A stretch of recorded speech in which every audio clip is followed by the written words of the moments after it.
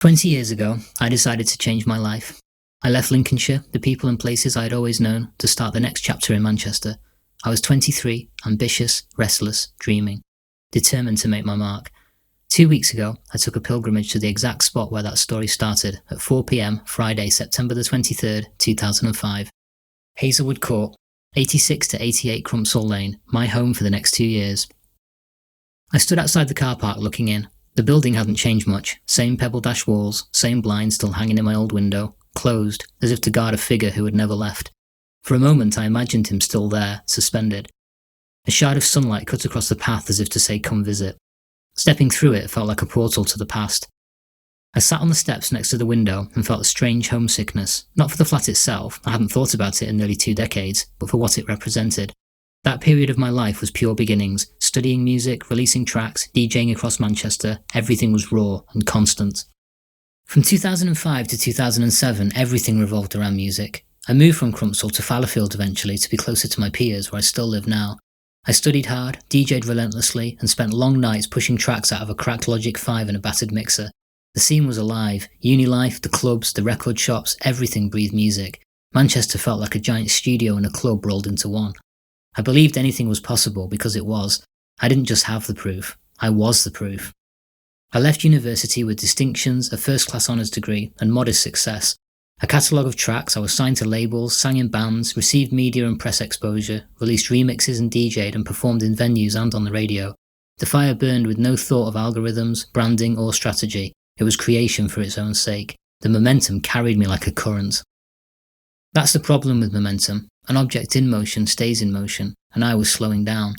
Retail jobs crept in, first as a stopgap, then as a cage. Middle managers reduced me to numbers, to rotas, to spreadsheets, to stats. Creativity became a side note to council tax. In one job I became a fitting room specialist just so I could hide in a corner all day. I didn't want anyone to see me, because I didn't see me. Writer's block and perfectionism fed each other like a snake eating its tail. Hard drives filled with quarter-finished, half-finished, almost finished projects. I told myself the industry had changed, that social media drowned out good work, that I was obsolete, that Manchester had moved on. Any excuse to not finish a track, but in truth, I had moved on, from myself. Put simply, I just stopped showing up. Years blurred away this way, jobs I didn't care about, nights shut away in flats, friendships fading. The robes of the martyr and the crown of the loner fit far too easily to me. I blamed external forces, some of that blame valid, but deep down I knew the spark wasn't gone, it was waiting, and I just wasn't ready to face it. It's not to say I've had no output since. I've completed work that I'm immensely proud of over the years, DJ sets, remixes, my podcast Fight the Future, but it's always other people's music, not my own. I'm still hiding, but in plain sight. Even the name of the podcast is telling. It's as if deep down I'm scared of my own potential. I became a ghost of my own ambition. I still wake often with a pang of anxiety and a voice that says, destiny is the work that you agreed to do. I was breaking that agreement, over and over again. Returning to Crumpsall Lane hit hard. Sitting on those steps outside my old window felt like standing at the border of 2 timelines collapsing. The ghost of the boy behind those closed blinds, fresh to Manchester, hungry and restless, and the older version on the steps, heavy with the passage of time returning to claim him. What I thought was nostalgia was actually grief. It was grief for the self I abandoned when I stopped showing up. Then, whilst grappling with my thoughts, something profound happened that affected me deeply. A small boy, maybe 3 years old, came into the car park with his mother and instinctively walked straight over to me. He climbed onto the steps, grabbing the railings and squeezed beside me. He started talking to me about numbers and clouds, like he'd always known me. My friend who took the picture commented afterwards about how quickly the boy took to me. He wasn't afraid, he wasn't hesitant, he just sat there. The moment was disarming. He didn't know who I was, what I'd achieved or how much time I'd wasted. He didn't care about labels, gigs or algorithms. Instead, he recognised something else. Presence. Safety. He became a mirror of my younger life, frozen inside that flat behind the blinds, fresh, new, a future ahead of him, and I had now become the mentor I had always needed. All the years of wasted potential collapsed into one truth. The spark had never died, it was here, on these steps, waiting for me to reclaim it on the very threshold of where my journey began all those years ago. He had pulled the mask off and showed me who I was.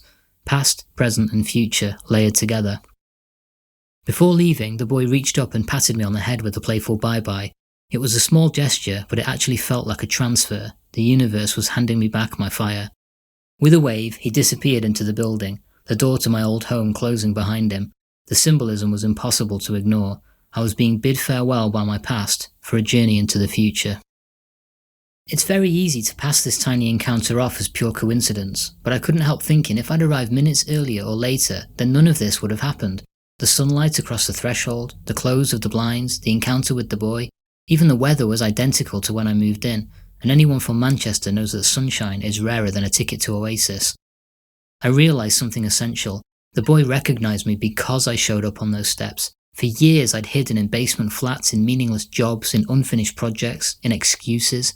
But how can you ever be recognised if you don't step forward? Recognition is impossible without presence. Walking back to the tram, I felt present. I felt lighter. I felt younger. Not nostalgic, but renewed. This wasn't a feeling of it's now or never. It was a feeling of it's always been now. I'm far wiser now, more emotionally mature now, and more talented now than I ever was at 23, and I'm only getting better, not worse. It became obvious. No more hiding, no more slipping into shadows, no more excuses. The 23-year-old I once was didn't crave success, he craved courage to keep creating, and after 20 years, I finally understand that. That agreement that keeps me up at night, I think it's time to find a pen. Travelling back into Manchester, I thought how the city itself has been my mirror. Places such as the BBC, Ancoats, Main Road, they've all been torn down and rebuilt. They're not the same as they were 20 years ago, and neither am I. Neither are any of us. Like all of us, the city has carried both spark and shadow, both loss and renewal.